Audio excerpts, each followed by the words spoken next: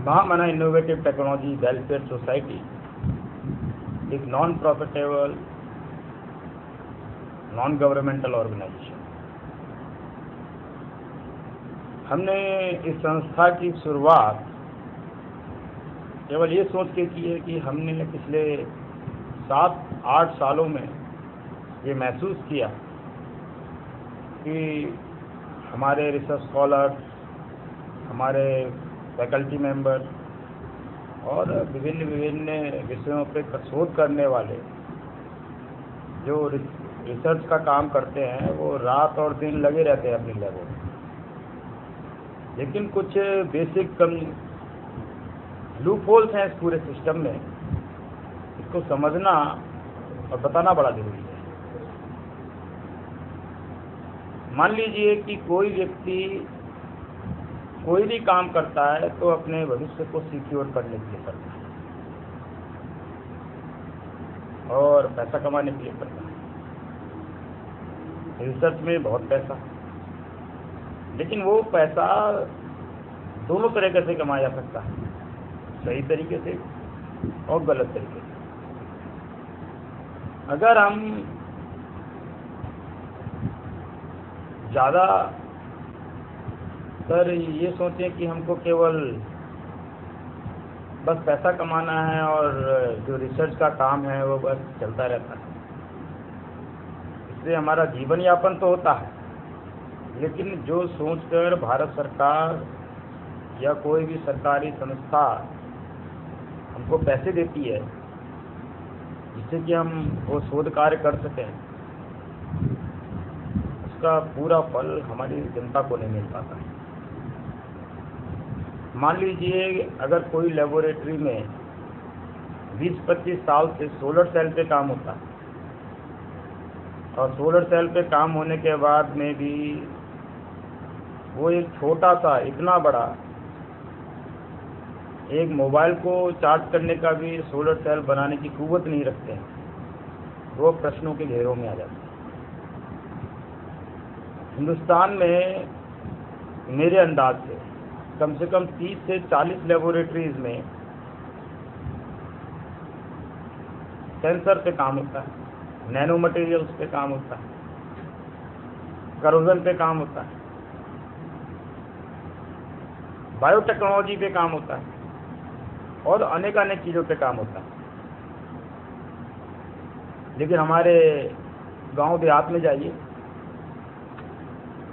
आपको बिजली की समस्या बहुत आम है।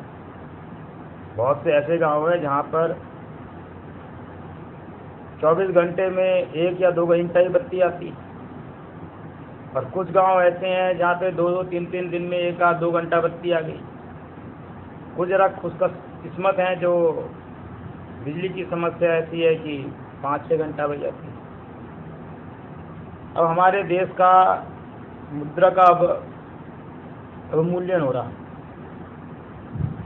ये बात सबको मालूम है कि कोई भी देश वो तरक्की तभी कर सकता है जब उसके पास में टेक्नोलॉजिकल डेवलपमेंट हो। लेकिन जिन लोगों को टेक्नोलॉजी डेवलपमेंट करने के लिए हमारे देश में लगाया गया, वो लोग अपने ही चूल्हे जलाने में मस्त हो गए। जहाँ तक मैं जानता हूँ, कैसे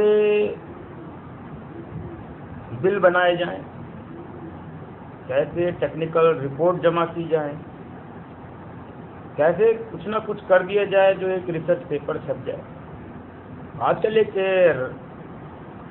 चूहा बिल्ली की रेस लगी हुई, जिसमें लोग सुबह से लेके शाम तक बस कुछ ना कुछ पब्लिश करने के लायक हो जाए। और ये जो पब्लिश करने के लायक है, वो जो पब्लिश करने वाले हैं, रिसर्च पेपर जो छापते हैं, वो कंपनियां जो हैं पब्लिशिंग हाउस में, वो लोग भी केवल छापने के लिए बैठे हुए हैं। उनको तो काम है ये कि कुछ भी आए तो हम छापें। इनका काम छापने का है, इनका काम छपवाने का है, सरकार का काम पैसा देने का है। लेकिन गरीब आदमी को क्या मिला? ये सवाल सोच सोच कर हमने एक पायलट प्लांट का प्रपोजल बनारस हिंदू यूनिवर्सिटी के सामने रखा। हमने उसमें कुल मिला के 21 ऐसे प्रोडक्ट जिनकी टेक्नोलॉजी को हम लेबोरेटरी से ज़मीनी हकीकत तक लेकर आ सकते हैं, उस पर काम करने वालों की कमी नहीं है। उसमें हमने कुछ नैनो मटेरियल्स को सॉर्ट आउट किया, बायो सेंसर को लिया, सोलर सेल को लिया, कंडक्टिंग पॉलीमर्स को लिया, लिक्विड क्रिस्टल को लिया 6 सालों के लिए, 8 सालों के लिए। और उसके बाद हमने बताया कि उन 6 सालों के बाद में हम कुछ एडवांस चीज़ें बनाएंगे, जिसमें शामिल है बायो नैनो रोबोट। लेकिन चीज़ें कहाँ पर आके फंस गई? चीज़ों के फंसने का एक सबसे बड़ा कारण ये है कि हम जिस फील्ड में एक्सपर्ट मान रहे हैं वो वास्तव में एक्सपर्ट हैं नहीं। अभी तक हम ये मानते थे कि कोई व्यक्ति अगर 15 साल या 10 साल किसी एक टेक्नोलॉजी के ऊपर में काम किया हुआ है तो वो वास्तव में कुछ ना कुछ तो अच्छा कर पाएगा। लेकिन जब हमने उसको टटोलने की कोशिश की तो पिछले 2-2.5 सालों में मैं न जाने कितने शोधकर्ताओं से मिला हूँ, न जाने कितने फैकल्टी मेंबर से मिला हूँ, अधिकतर ने हाथ खड़े कर दिए। उनकी आंखों में बेबसी दिखाई देती है कि साहब हम केवल कागज छाप सकते हैं और टेक्नोलॉजी डेवलपमेंट का काम हमें।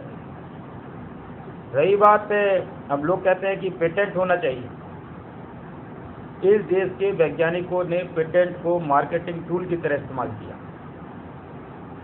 जहाँ तक मुझे लगता है पेटेंट उसको करना चाहिए या पेटेंट उसका होना चाहिए या पेटेंट की उसकी मान्यता ही तब है जब उसकी मार्केट वैल्यू हो,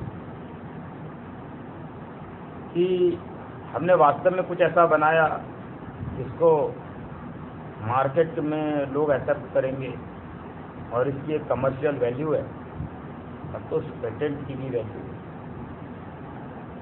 लेकिन अगर पेटेंट केवल हम अपने सेल्फ ग्रेटिफिकेशन के लिए करते हैं तो पेटेंट केवल कागज पर रह जाता है। कोई भी वैज्ञानिक ये कह सकता है कि देखिए हमने ये पेटेंट किया, हमने ये पेटेंट किया, हमने ये पेटेंट किया। उनसे कहो कि ये पेटेंट को ज़मीन पर खड़ा कर दो। तो किसी तकनीक के फॉर्म में, किसी प्रोसेस में, किसी प्रोडक्शन लाइन में, किसी आम आदमी के मद में कोई चीज़ बनाने में इस्तेमाल कर दो तो फेल हो जाता। मैं ऐसे कई सारे वैज्ञानिकों को जानता हूँ जो इस चीज़ पर बड़ा गर्व महसूस करते हैं कि उनके पास में पेटेंट है, लेकिन वो पेटेंट क्यों इस्तेमाल नहीं हो रहा। वैसे मैं केमिस्ट्री से पीएचडी किया हूँ और मुझे मालूम है कि केमिकल कितने महंगे आते हैं, इतने महंगे केमिकल। सबसे बड़ी कमी तो ये है कि हम लोग काम शुरू कर देते हैं, लेकिन बहुत बार हमारा कोई जस्टिफिकेशन ही नहीं होता कि हम लेके कहाँ जा रहे हैं काम को, वास्तव में इससे क्या लाभ होने वाला है। हमारा जो लक्ष्य होता है वो केवल एक पब्लिकेशन तक आके थम जाता है। एक पब्लिकेशन करना है, उसका काम बंद करना है। ए से लेके मान लीजिए सी तक काम करना है तो हम ए से लेके सी तक ही करते हैं, उसको अंजाम तक नहीं पहुंचाते। मान लीजिए अब आप ये सोचिए कि इतनी बड़ी सीडी आ रही, इतने सारा मैन पावर वहाँ पर, इतना सारा गवर्नमेंट का फंड, और आज तक केवल एक ही दवा बना पाए वो भी सहेली।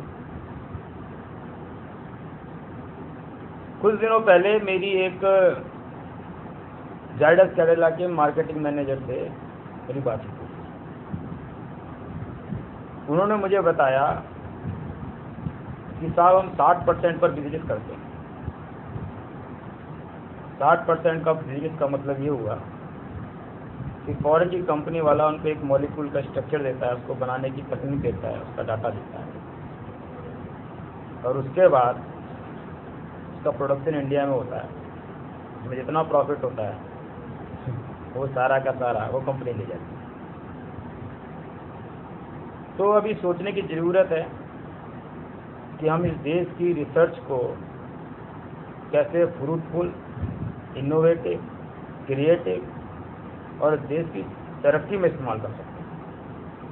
इस देश के जो वैज्ञानिक हैं उनको ये सोचने की ज़रूरत है कि कोई भी कार्य या कोई भी प्रोजेक्ट डिज़ाइन करें, वो ये सोच कर करें कि इससे वास्तविक लाभ क्या होने वाला है।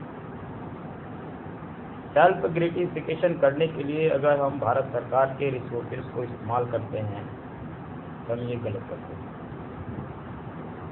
अगर हमको अपना सेल्फ ग्रेटिफिकेशन करना है तो क्यों नहीं हम अपना पैसा लगाते उसमें। क्यों भारत सरकार का रिसोर्सेज और पैसा हम इस्तेमाल करते हैं, जबकि वो पैसा जो है किसी गरीब व्यक्ति, किसी इंडस्ट्रियलिस्ट, उन लोगों के द्वारा दिया गया टैक्स का पैसा। इस टैक्स के पैसे का सही इस्तेमाल होना चाहिए। ये बात मालूम है कि आजकल हर जगह करप्शन है, चारों तरफ बेईमानी चल रही है, लोग अलग अलग तरीके से अपनी अपनी चीज़ों को डिज़ाइन करते हैं। उसका फल फिर कम्युनिकेटिव होकर मिलता है। ज़रूरी नहीं है कि मालूम हम गलत किए हैं तो केवल हम ही को फल मिलेगा। उसका फल पूरी कम्युनिटी जो है वो उसको फेस करती है। छोटी छोटी टेक्नोलॉजीज जो हैं, चाइना जैसे देश को देखिए, सारे मार्केट को उसने कैप्चर किया, टेक्नोलॉजी की दम पे किया। जापान को देखिए, छोटा सा देश है, हमारे उत्तर प्रदेश से भी छोटा है, लेकिन पूरे दुनिया में डंका बजाता है, टेक्नोलॉजी की दम पे बजाता है। ताइवान लीजिए, हमारे देश का एक क्रीम टाइप का जो ब्रेन है, बेस्ट ब्रेन, वो विदेश भाग जाता है। उसका एक सबसे बड़ा कारण है हमारे यहाँ पे पॉलिसीज का मिसमैनेजमेंट। एक वैज्ञानिक को तैयार करने में सरकार का कितना पैसा लगता है, और वो वैज्ञानिक तैयार होने के बाद में विदेश चला जाता है, और विदेश में जाके जो भी टेक्नोलॉजी बनाता है वो देश, उस देश के इस्तेमाल में आता है। रही बात कि विदेश जाना गलत है कि नहीं, विदेश जाना गलत नहीं है, उसको एक्सपोजर मिलता है, लेकिन जो तैयारी है उस तैयारी से हमारी टेक्नोलॉजी का भी डेवलपमेंट होना चाहिए। हमारी इंडिजिनियस टेक्नोलॉजी बननी चाहिए, हम लोग टेक्नोलॉजिकली इंडिपेंडेंट होने चाहिए।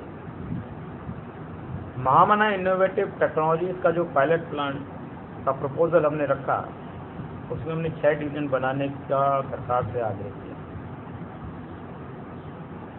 हमने उसमें कहा कि हम low cost solar panels and low cost solar cells, dye sensitise solar cells हम बनाने की तरफ प्रयास करेंगे। हम इलेक्ट्रोकेमिकल एंड बायोसेंसर्स बनाने की कोशिश करेंगे। हम बहुत सारे जो एडवांस फंक्शनल नैनो मटेरियल्स हैं उनको बनाने में और फिर उनका कमर्शलाइजेशन करने में हम योगदान देंगे। हमने 150 पन्ने की एक लंबी चौड़ी रिपोर्ट सरकार के पास रखी। उस मुख्य प्रोजेक्ट महामना इनोवेटिव टेक्नोलॉजीज को सपोर्ट करने के लिए हमने एक non profitable non governmental organisation Mahamana innovative technologies welfare society का 2012 में शुभारंभ किया। हमने पाया कि जो समस्याएं हैं वो एक तरफ से नहीं है। जैसे रावण के कई कई सर हुआ करते थे, तो वैसे ही ये समस्याएं भी कई चेहरों के साथ हैं। और इन समस्याओं को रूट लेवल से कवर अप करने के लिए, इनकी रेमेडी ढूंढने के लिए महामना इनोवेटिव टेक्नोलॉजीज वेलफेयर सोसाइटी ने एक जो प्रोग्राम्स बनाए, हमने 16 सूत्रीय प्रोग्राम बनाए। हमने रूट लेवल से शुरू किया, जहाँ पे एक स्टूडेंट साइंस पढ़ने के लिए अपने स्कूल या कॉलेज में जाता है। वहाँ से वो साइंस को किस तरीके से समझे, क्या उसकी इंटेंशन हो, क्या उसका एटीट्यूड हो, क्या उसके मानस में चल रहा हो, जिससे कि एक बेहतरीन वैज्ञानिक की वहाँ पर नींव पड़ सके। उसके अलावा महामना इनोवेटिव टेक्नोलॉजी वेलफेयर सोसाइटी ने नवाबगंज बरेली में एक लाइब्रेरी का भी शुभारंभ किया, एक वाचनालय बनवाया। हमारा मानना ये है कि हम उन छात्र छात्राओं और पुस्तक प्रेमियों को अच्छी से अच्छी किताबें फ्री ऑफ कॉस्ट पढ़ने के लिए मुहैया करा सकें। अच्छा पढ़ेंगे तो अच्छा समझेंगे, अच्छा समझेंगे तो अच्छा एनालाइज करेंगे, अच्छा एनालाइज करेंगे तो कुछ नया अच्छा ढूंढ पाएंगे, और कोई अच्छा नया ढूंढ पाएंगे तो कोई नई टेक्नोलॉजी डेवलप हो कराएगी। ऐसा ही हमने एक और प्रोग्राम बनाया और उसके लिए हम कार्यरत हैं, कोशिश कर रहे हैं। हमने एक technology translation centre Nawabganj Bareilly में शुरुआत करने की कोशिश की है। अभी बहुत ज़्यादा कुछ हुआ नहीं है, लोगों से मिल रहे हैं, लोगों से बातचीत कर रहे हैं, उनके साथ डिस्कशन में नई नई बातें बाहर निकल कर आती हैं। कई सारी जगह चिट्ठियां भेजी हैं जिससे कुछ फंडिंग इंतजाम हो सके। टेक्नोलॉजी ट्रांसलेशन सेंटर वास्तव में काम क्या करेगा? जो हमारी लेबोरेटरी में पिछले 10 साल से 15 साल से जो कार्य हो रहे हैं, हम वहाँ पर एक चैनलाइज करने की कोशिश करेंगे। उस लेबोरेटरी में विजिबल टेक्नोलॉजी को हम इस रूप में लाने की कोशिश करेंगे कि वो किसी इंडस्ट्री के माध्यम से कमर्शलाइज हो सके। हम असल में स्केलिंग करेंगे, रिसर्च स्कॉलर को सपोर्ट करेंगे, रिसर्चर्स को सपोर्ट करेंगे। दो चीज़ें हैं बहुत इम्पोर्टेंट। इंडस्ट्री वाले चाहते क्या हैं, आम आदमी चाहता क्या है, रिसर्चर की क्या एबिलिटी है और वो कर क्या रहा है। जो आम आदमी चाहता है, जो इंडस्ट्री चाहती है, जो मार्केट चाहता है, अकॉर्डिंग टू दैट हमें अपने रिसर्च वर्क को डिजाइन करना है। और जो रिसर्च वर्क चल रहा है उसका कैसे इस्तेमाल किया जा सकता है जिससे वो कमर्शियली लेवल पर, इंडस्ट्री लेवल पर, प्रोसेस के लेवल पर और आम आदमी के वेलबींग के लिए उसका इस्तेमाल किया जाए। बहुत सारी कमियां हैं सिस्टम में, लेकिन सिस्टम है क्या? एक मिनिमम पैरामीटर्स के साथ दिया हुआ एक ऐसी व्यवस्था है जिससे कोई प्रोसेस रन कर सकता है। और वो एक सिस्टम एक दिन में बनता नहीं। वो सिस्टम जो है कई साल, कई पीढ़ियाँ उस सिस्टम को एक किसी रूप में लाने में खड़ी होती हैं। और सिस्टम में जब कमियां होती हैं तो उनको धीरे धीरे रेक्टिफाई किए जाते हैं। तो 60 साल से ज़्यादा हो गए हमारे देश को आज़ाद हुए, और देश कितना टेक्नोलॉजिकली इंडिपेंडेंट हो पाया। हमारे वैज्ञानिक वास्तव में देश को क्या क्या दे पाए, ये सोचने की बात है। तो हमारा आप लोगों से आग्रह है कि हमारे इस मिशन में हमारा साथ दें। हम ये नहीं कहते कि हम बहुत बड़े वैज्ञानिक हैं, लेकिन हमें ये विश्वास है कि हमारे देश में बहुत अच्छे अच्छे वैज्ञानिक हैं, जो सिस्टम के लूपहोल की वजह से, पॉलिसी में लूपहोल होने की वजह से, मिसमैनेजमेंट की वजह से, प्रॉपर इंटेंशन ना होने की वजह से और सही एटीट्यूड को अख्तियार ना करने की वजह से सही टेक्नोलॉजी का मतलब ये हम ये कह सकते हैं कि प्रोडक्टिव रिसर्च को, इनोवेटिव रिसर्च को, क्रिएटिव रिसर्च को सपोर्ट नहीं कर पाते।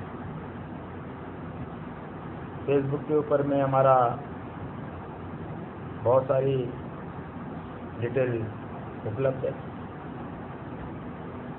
हमने एक गूगल डॉक्यूमेंट पर एक फॉर्म भी बनाया है, जो हमने लोगों के पास सर्कुलेट किया कि लोग उस फॉर्म को देखें, उसमें कोई क्वेश्चनायर है उसको भर दें, जुड़ना चाहते हैं उसको भरकर सबमिट कर दें। और हमारे पास में हमने अपने यहाँ मेंबरशिप के लिए, मेंबरशिप क्यों ज़रूरी है, पहली बात तो ये। देखिए, पहले हमारा प्रयास है एक प्लेटफॉर्म बनाने का जहाँ पर कई क्षेत्रों में काम करने वाले लोग एक कॉमन प्लेटफॉर्म पर आ सकें, आपस में समझ डेवलप कर सकें कि भाई ये प्रॉब्लम और इस प्रॉब्लम को ऐसे सॉल्व किया जा सकता है। अब जब लोग आएंगे, आपस में मिलकर बैठ के बात करेंगे, चीज़ों को समझेंगे,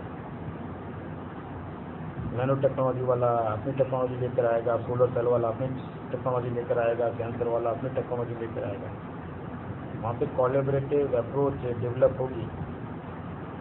और वास्तव में जो चीज़ें बहुत कठिन लग रही हैं वो उतनी कठिन फिर रह नहीं दें। हमने अपनी संस्था के बारे में बहुत सर्कुलेशन किया है पिछले 1.5-2 सालों में,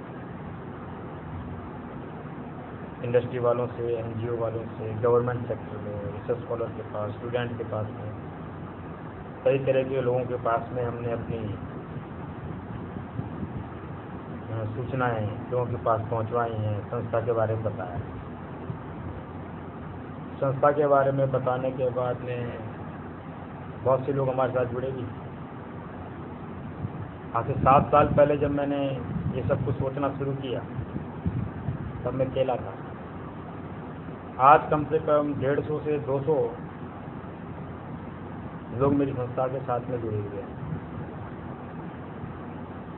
हम आपस में डिस्कशन करते हैं, कई सारी बातों पे डिस्कशन होता है, नई नई रणनीतियाँ बनाई जाती हैं, छोटे छोटे प्रयास किए जाते हैं। लाइब्रेरी बनाना भी हमारा एक छोटा सा ऐसा ही प्रयास है। उसके अलावा हमने एक और प्रोग्राम शुरू किया था, POS, programme of online services. जिन शोध छात्रों को, जिन वैज्ञानिकों को रिसर्च का पेपर नहीं मिल पा रहा है, उनके इंस्टीट्यूशन ने उसको सब्सक्राइब नहीं किया हुआ है और किसी पेपर को पढ़ना चाहते हैं, तो हमारा एक फॉर्म है POS का, हैंड टू हैंड उपलब्ध है, बहुत सारे लोगों का भेजा भी गया। लोग उस फॉर्म को भर के हमारे पास दे देते हैं, तो हमारे जो मेंबर्स हैं, वॉलंटियर्स हैं, उसके ऊपर में वर्कआउट करते हैं और जिसको जो एक शोध पत्र चाहिए उसको वो दे दिया जाता है, पहुंचा दिया जाता है, मेल कर दिया जाता है। तो ऐसी कई सारी चीज़ें हैं जिनके ऊपर विचार करना जरूरी है, सोचना जरूरी है।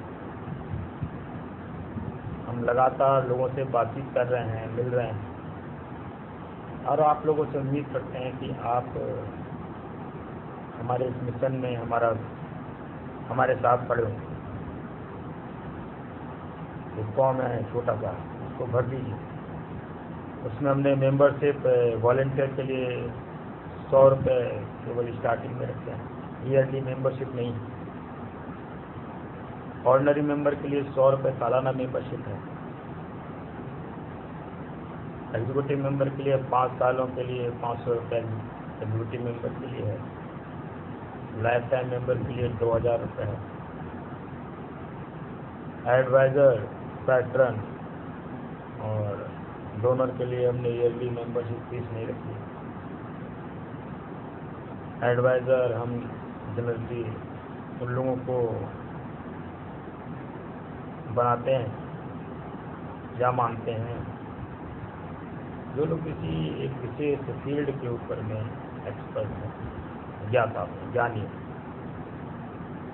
वॉलंटियर जो व्यक्ति थोड़ा सा अपने जीवन का कुछ समय हमारी संस्था को देना चाहिए। मेंबर से हमारी अपेक्षाएं भी रहती हैं, संस्था को आगे बढ़ाने में वो मदद करें, संस्था के अंदर जो कमियां हैं वो कमियों को बताएं, जिससे कि हम और अच्छा कुछ कर सकें, काम कर सकें, अच्छा काम कर सकें। ये देश टेक्नोलॉजिकली इंडिपेंडेंट हो। इस देश में जो नौजवान हैं, जो विज्ञान को पढ़ रहे हैं, वो विज्ञान की उस गहराई को समझें और नई नई टेक्नोलॉजीज़ को पैदा करने में, बनाने में और उसका इम्प्लीमेंटेशन करने में मदद करता है। देखिए, थोड़े दिन पहले एक पिक्चर आई थी, मुझे बहुत अच्छी लगी। बाबा रणछोड़ दास 3 इडियट में कहते हैं कि काबिल बनो, कामयाबी झक मार कर आए। तो जब आदमी कोई रिसर्च करने के लिए जाता है तो उसको रिसर्च केवल इसलिए नहीं करनी है कि हाँ भाई कुछ ना कुछ एक थीसिस लिख के हमें जमा करनी है, केवल ये हमारा काम। रिसर्च करने के लिए एक जो एटीट्यूड चाहिए, एक जो लगन चाहिए, उसकी बड़ी ज़रूरत है। रिसर्च को रिसर्च की तरह किया जाए और रिसर्च करने के बाद में वो रिसर्च प्रोडक्टिव हो, उसका कुछ आउटकम निकले। केवल रिसर्च पेपर एक पब्लिश होकर वो काम बंद ना हो जाए। तो यही एक छोटी सी गुजारिश थी कि महामना इनोवेटिव टेक्नोलॉजीज वेलफेयर सोसाइटी को सपोर्ट करें। इस मिशन पर हम चले हैं, तो आप सब लोगों की सहायता के बगैर तो पूरा हो नहीं सकता। इस देश में अच्छे वैज्ञानिक हों, अच्छे इंजीनियर हों, अच्छे डॉक्टर हों और देश तरक्की की राह की तरफ आगे बढ़े, यही हमारी प्रार्थना है ऊपर वाले से। बाकी आप लोग समझदार हैं। देश में कुछ अच्छा होता है तो उसका फल जो है, उसका कम्युनिकेटिव फल सभी लोगों को मिलता है। तो देश में कुछ खराब होता है तो उसका भी फल सभी लोगों को मिलता है। महामना इनोवेटिव टेक्नोलॉजी वेलफेयर सोसाइटी इस मिशन को लेकर चली है। उस मिशन की कामयाबी लोगों के सहयोग के बगैर नहीं।